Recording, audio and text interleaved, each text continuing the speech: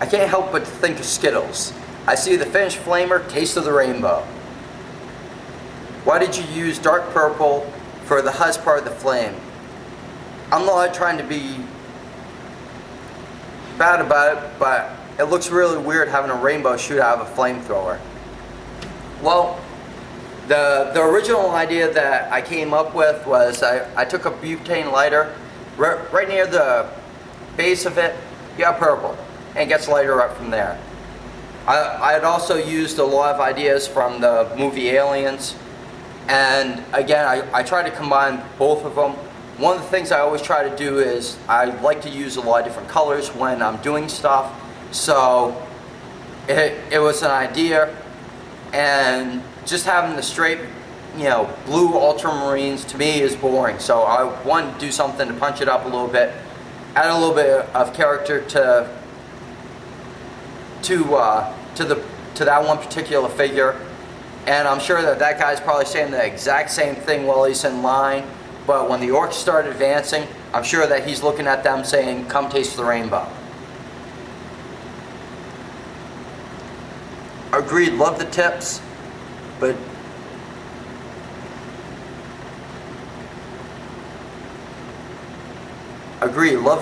do not see what's going on. Okay, well, as time went on, we got better with that. So hopefully we'll just continue to get better. We'll probably go over and do a couple of different things as we go on. Stay with us.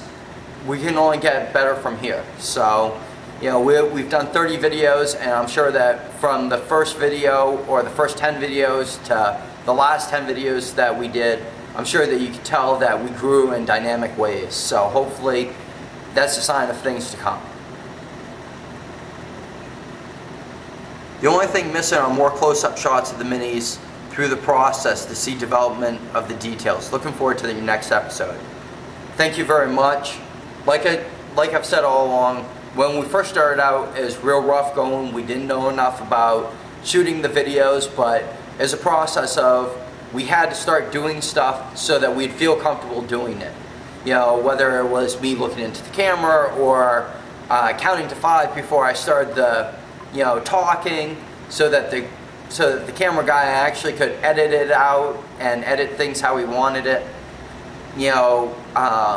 I have a little bit of say, he has a little bit of say, but the end result is what the camera guy does, and I think that he's done excellent work of actually making me look better than what I am. So, as time goes by, you're going to see more videos, you're going to see more close-ups, you're going to see more still pictures in it, and better editing techniques. So hopefully it's just a sign of things to come. I never knew why to wash the screws before this. Thanks a lot. Well, Paperclip-O-Rama, I've went through dozens of books. I've been painting miniatures for a couple of decades now. So, I've talked to a lot of the people. I used to enter competitions a lot when I was younger. Competitions have totally changed now compared to what they were. But hopefully, any of the videos can help out anybody.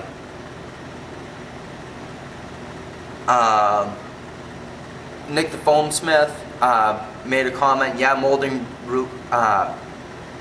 Mold release sticking isn't uncommon, isn't too common, but the mess with the primer.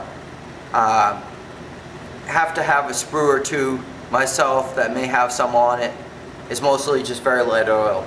Well, personally, I know Nick. He actually comes to the store. He's one of the guys that I've painted with, helped him out. He's helped me paint a lot of my miniatures when we did some of the mass paintings. But I know for a fact that Nick used to work in injection molding, so he knows a lot of the processes. So he knows that there is still a little bit of oil left on it. So, just from him and from talking to people in the industry, I have a lot of advantages. I get to talk to the people at Gamers Workshop, 2 to 3 times a week, every week. So I know these people inside now. I've talked to a lot of the professional painters. I've talked to people from heavy metal. So I mean, a lot of it, I'm just lucky that I know a lot of things. I've read a lot of the books on painting miniatures. So, you know, it's nice that I know about stuff like that, and hopefully, you know, we get more tips and tricks out there for everybody. Nick also went on to say sunglasses may work better as ballistic shields on turrets or force shields on psychers. That particular comment from Nick was when we had went and did one of our inspiration videos. He was very right. Actually, when we went to do the eyes, we totally had to redo it because the idea of using the sunglasses, I chopped up a $10 pair for basically nothing, except to try out a couple of ideas.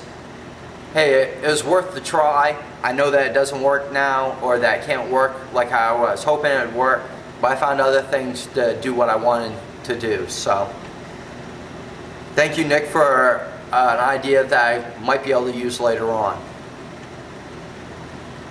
Holy crap, a Phantom Titan. Thank you, Dice Head Gamer. Actually, that was something that Terry had contributed to our 50,000 point game. He brought in, I think, 9 Titans altogether, plus a formidable army himself. The guy has been collecting Warhammer 40K for 19-20 years since it came out. He has pieces from Rogue Trader all the way up, and you can see how they've changed over the years, including in size. So I mean, it's nice to know people like that, have people like that come to the store and be able to share their experiences and their knowledge with me, and it just helps me to know more and to be able to help people on YouTube more. Festus commented, cool. Well, again, we had a really great time. We'd originally came in at 9 o'clock. We did a little bit of setting up. We stopped to eat. We started playing at midnight, and I think we left the store at like 6 o'clock in the morning. So we had a great time playing the 50,000 point battle. And I don't think that anybody really complained about it at all. In fact, everybody that left with the idea that they wanted to come back and do it again sometime. So that might be something that we might do in the future, just to have some fun. Unfortunately, my days are limiting, but you know, we had a great time with it, so hopefully we'll be able to do that again. Thanks, guys. I hate dry brushing. You make it look so simple, jerks. Lol. Seriously though, thanks.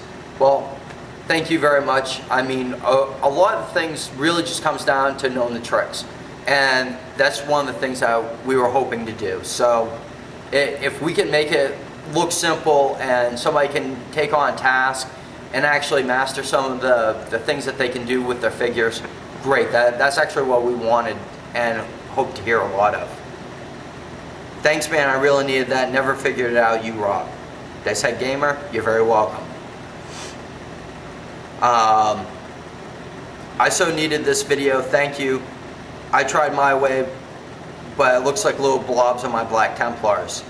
Well, with the writing techniques, again, I've been doing this for years. I've tried out 100 different things. One of the things, you know, referring back to the sunglasses, was I bought it. I figured I had an idea in my head. I tried out. It didn't work. I failed a lot more times than I've ever succeeded at trying something out, and just had to go back and redo something that I wanted to try to accomplish. Never ever be afraid to try something new, or to try to use something new, or a new technique. You know, that's one of the mottos that I always try to go by.